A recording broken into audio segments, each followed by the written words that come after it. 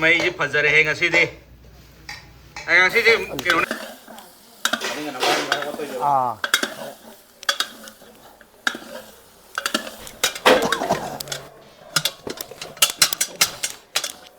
ꯌꯥꯝ ꯊꯣꯛꯂꯛꯄ ꯅꯠꯇꯦꯅꯦ ꯁꯤꯅ ꯀꯌꯥꯃꯨꯛ ꯊꯣꯛꯇꯣꯏꯕ ꯆꯍꯨꯝ ꯑꯂꯨ ꯆꯣꯞ ꯍꯧꯅꯕ ꯑꯃꯨꯛ ꯍꯧꯖꯤꯜꯂꯒꯦ ꯍꯧꯖꯤꯛ ꯑꯂꯨ ꯆꯣꯞ ꯁꯤ ꯀꯌꯥꯃꯨꯛ ꯆꯟꯒꯦ ꯄꯨꯈꯝꯁꯤꯗ ꯆꯜꯂꯤꯁꯦ 80 ꯐꯖꯩꯍꯦ ꯐꯖꯅ ꯁꯦꯝꯊꯔꯒ ꯁꯤꯁꯨ ꯀꯨꯄꯥꯏ ꯂꯩꯕ꯭ꯔꯣ ꯂꯩ ꯌꯥꯝ ꯀꯩꯁꯨ ꯆꯞ ꯃꯥꯟꯅꯩꯗ ꯑꯄꯥꯝ ꯅꯤꯌꯣꯝ ꯁꯤꯗꯩꯁꯤꯗ ꯅꯤꯌꯣꯝ ꯍꯥꯏꯕꯨ ꯑꯩꯈꯣꯏ ꯑꯂꯨ ꯆꯣꯞꯁꯨ ꯂꯣꯏꯁꯤꯜꯂꯛꯀꯗꯧꯔꯦ ꯍꯧꯖꯤꯛ ꯇꯪꯈꯥꯏ ꯑꯃ ꯋꯥꯠꯂꯤ ꯂꯣꯏꯒꯗꯧꯕ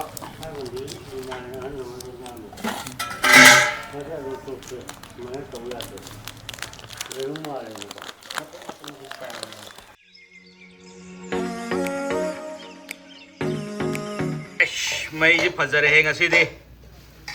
ꯑꯩ ꯉꯁꯤꯗꯤ ꯀꯩꯅꯣ ꯅꯠꯇ꯭ꯔꯣ ꯄ꯭ꯂꯥꯎ ꯅꯨꯡ ꯀꯔꯤ ꯀꯔꯥ ꯅꯠꯇ꯭ꯔꯣ ꯄ꯭ꯂꯥꯎ ꯅꯨꯡ ꯇꯧꯅꯕ ꯀꯔꯤ ꯀꯔꯥ ꯑꯗꯒꯤ ꯍꯋꯥꯏ ꯀꯔꯤ ꯆꯅꯥ ꯅꯨꯡ ꯇꯧꯅꯕ ꯑꯗꯨꯒ ꯏꯁꯤꯡ ꯁꯥꯍꯟꯕ ꯍꯧꯔꯛꯏꯅꯦꯕ ꯍꯧꯖꯤꯛꯁꯦ ꯑꯂꯨ ꯆꯣꯞꯀꯤ ꯑꯂꯨ ꯑꯃ ꯐꯨꯠꯆꯟꯈꯔꯦ ꯑꯗꯒꯤ ꯆꯅꯥ ꯑꯆꯧꯕꯗꯨꯃꯒ ꯑꯂꯨ ꯆꯣꯞ ꯃꯨꯟꯗꯣꯔꯦ ꯑꯂꯨ ꯆꯍꯨꯝ ꯌꯥꯔꯦ ꯑꯂꯨ ꯆꯣꯞ ꯍꯩꯖꯤꯡꯄꯣꯠ ꯌꯨꯝꯅꯥꯝ ꯂꯩꯀꯥꯏ ꯀꯔꯤ ꯀꯥꯃꯝ ꯂꯩꯀꯥꯏ ꯍꯥꯏꯕ꯭ꯔꯥ ꯀꯩꯅꯣ ꯐꯥꯎꯗꯣꯛ ꯌꯥꯕꯗꯣ ꯑꯩꯈꯣꯏꯒꯤ ꯀꯥꯐꯝ ꯂꯩꯔꯛ ꯀꯥꯐꯝ ꯂꯩꯔꯛ ꯆꯅꯥꯒꯤꯗꯨꯅꯤꯀꯣ ꯄꯦꯁ ꯉꯧꯕꯩꯗꯣ ꯌꯥꯔꯦꯀꯣ ꯌꯥꯔꯦ ꯃꯣꯔꯣꯛ ꯌꯥꯔꯦ ꯍꯥꯞꯄꯣ ꯑꯩ ꯍꯣꯔꯦꯟ ꯆꯥꯏꯕꯒꯤ ꯍꯥꯞꯀꯅꯤ ꯆꯅꯥꯒꯤ ꯍꯥꯞꯄꯣ ꯃꯣꯔꯣꯛ ꯃꯆꯨ ꯍꯥꯞꯄꯛꯈꯤꯅꯤ ꯍꯣꯔꯦꯟ ꯆꯅꯥꯏ ꯅꯠꯇꯦ ꯀꯩꯅꯣꯒꯤ ꯑꯥꯜꯁꯤꯒꯤꯗ ꯍꯥꯞꯄꯣꯔ ꯀꯔꯤꯝ ꯍꯥꯞꯄꯔꯣꯏ ꯁꯤꯗ ꯍꯥꯞꯇꯣꯏꯁꯦ ꯄꯦꯁ ꯉꯧꯅꯤ ꯃꯆꯨ ꯈꯤꯇꯪ ꯍꯟꯕꯤꯔꯅꯤ ꯂꯣꯏꯔꯦ ꯑꯂꯨ ꯆꯣꯞ ꯀꯩꯅꯣꯗꯣ ꯑꯂꯨ ꯆꯣꯞ ꯊꯨꯝ ꯃꯣꯔꯣꯛ ꯂꯣꯏ ꯉꯧꯈ꯭ꯔꯦ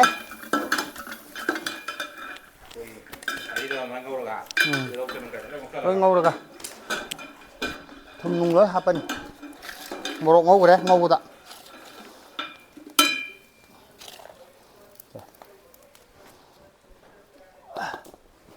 ꯐꯗꯤꯒꯣꯝꯁꯦ ꯁꯣꯏꯗ꯭ꯔꯤ ꯐꯗꯤꯒꯣꯝ ꯁꯣꯏꯗ꯭ꯔꯤꯕꯅꯤꯅ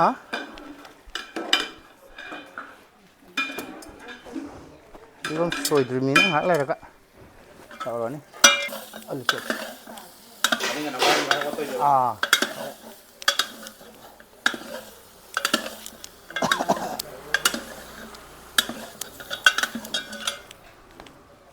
ꯕꯤꯔꯣ ꯍꯥꯏꯅ ꯆꯥꯏꯔꯒ ꯑꯗꯨꯝ ꯃꯤꯂꯥꯏꯕ ꯑꯣꯠꯈꯥꯏꯅꯕ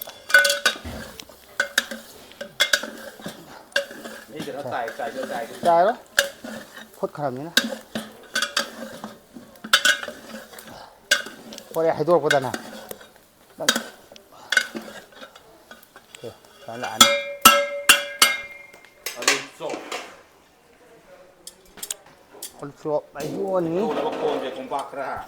ꯀꯣꯝꯄꯥꯛꯇ ꯍꯦꯛ ꯉꯧꯈꯤꯕꯗꯣ ꯇꯧꯔꯒ ꯍꯩꯗꯣꯛꯑꯅꯤ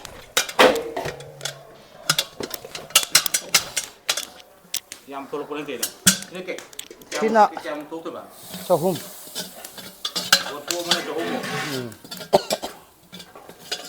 ꯀꯦꯖꯤ 10 ꯈꯔ ꯍꯦꯟꯕ ꯑꯂꯨ ꯀꯦꯖꯤ 10ꯃꯨꯛ ꯃꯤ ꯆꯍꯨꯝꯒꯤ ꯑꯂꯨ ꯀꯦꯖꯤ 10ꯃꯨꯛ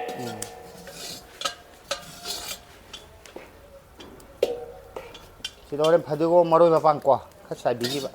ꯕꯗꯥꯝꯁꯨ ꯆꯥꯏꯗꯣꯏꯔꯣ ꯕꯗꯥꯝ ꯍꯣꯔꯦꯟ ꯁꯨꯔ ꯆꯥꯏꯗꯣꯏꯅꯤ ꯑꯂꯨ ꯆꯣꯞ ꯇꯥꯕ ꯍꯧꯖꯤꯟꯈ꯭ꯔꯦꯅꯦ ꯆꯥꯎꯏꯁꯤꯗꯤ ꯆꯥꯎꯗ꯭ꯔꯣ ꯄꯤꯁ 300ꯃꯨꯛ ꯊꯣꯛꯇꯣꯏꯅꯦ ꯍꯥꯏꯁꯤꯕꯨ ꯁꯣꯝꯗ 3, 4 ꯑꯃꯒ ꯍꯧꯔꯛꯄꯗ ꯉꯥꯏꯔꯦ ꯍꯧꯖꯤꯛ ꯀꯣꯟꯅꯗꯗꯅ ꯆꯍꯨꯝ ꯊꯣꯛꯇ꯭ꯔꯗꯤ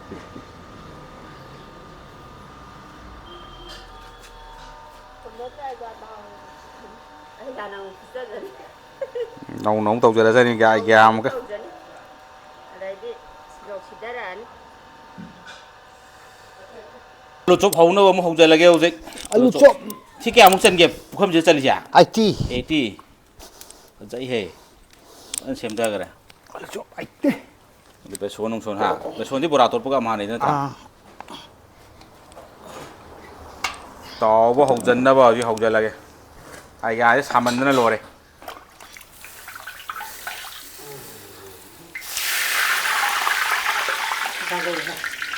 ông có tôi xử lý rồi về số tiếp cái mà sẽ làm cái gì vậy moro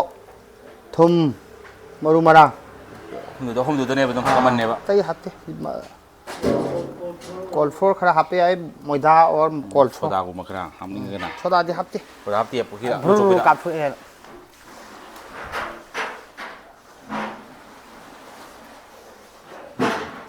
ni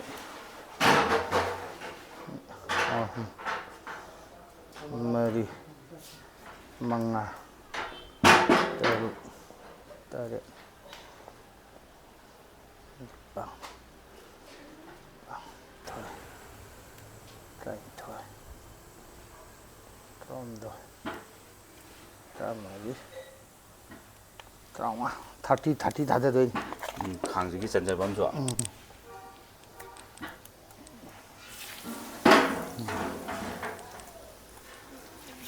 chỉ có bay lấy bro lấy ấm cái số chấp này đó bộ apa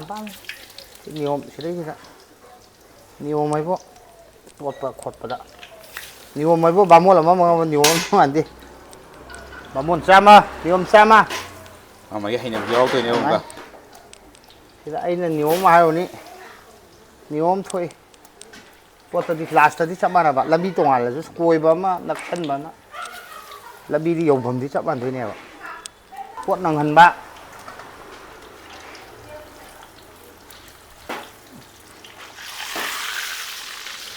thành ổn vậy nhưng mà mày gì xả lên rồi đó xả lên đi à đi bắt ông nó xem cái đâu nhỉ nó giờ đi nga cài vào tụ sẽ cài cái đấy bây giờ đâu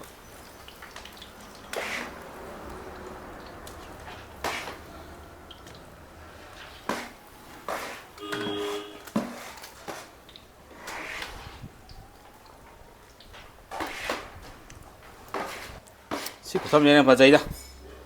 시주 파자 그래.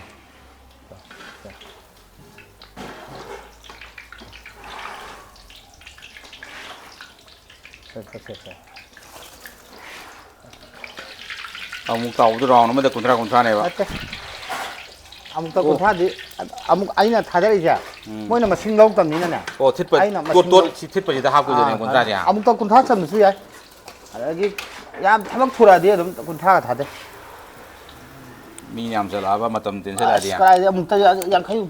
apida second round mà học tôi đây si kalli gì nè hay cân ra gì nè si nó mà cùng nhầm tạ đấy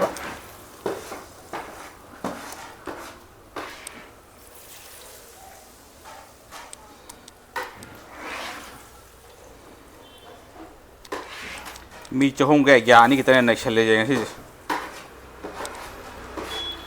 số quay là một cái cái tôi phụ hả quá tuyệt phẩm mà lấy gì thế ô lâu ra ô lâu cái quay đi bây giờ tôi đang nghe phong xả ra sao bây giờ hào này nó hoài em cho lắm mình đã cô nó ôn vào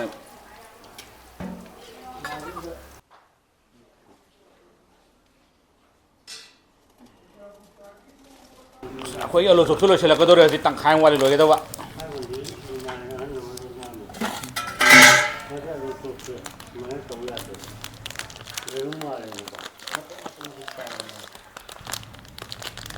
mà tôi mà thì như thế ăn đa mà lên ạ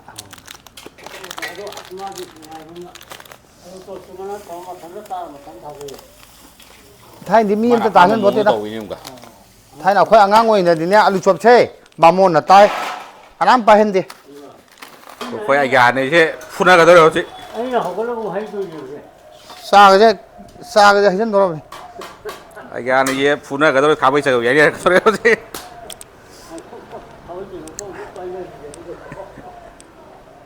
อาหารมาถามแล้วตรงนี้สิตรงนี้สิผมก็ซับคลิปแล้วก็เลี้ยงมาอยู่ดิ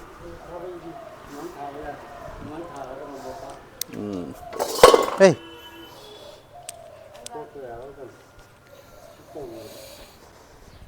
tặng 2 muỗng tiền rồi là món đi ta